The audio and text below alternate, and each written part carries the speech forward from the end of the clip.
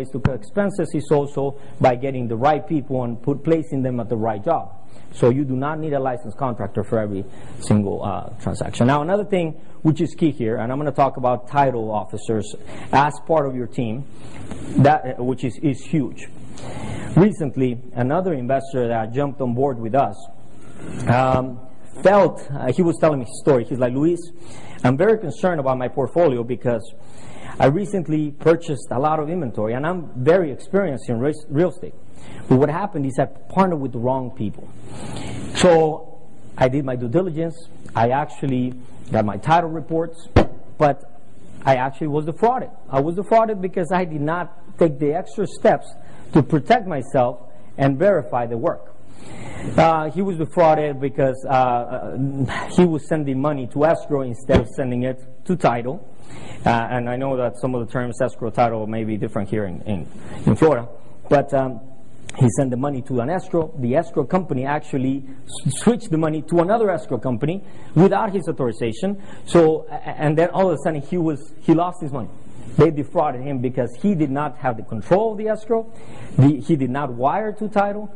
And I mean, it could be a mess if you do not know the process and the procedures to buy real estate. You always have to know who has the control and what are the steps in order to protect your money, because that's the key thing. So having a right title officer and escrow officer in place is always key to protect your assets. Another thing I'm going to say, I mean, some people partner or joint venture with individuals that, although the cost or the splits between that individual and the investor is very low, they control those third parties or those third entities that cost you money. For example, if I joint venture with you guys and you're my investor and I have this property that we're going to buy, I'm going to say, you're going to give me just 10% of the profit, right?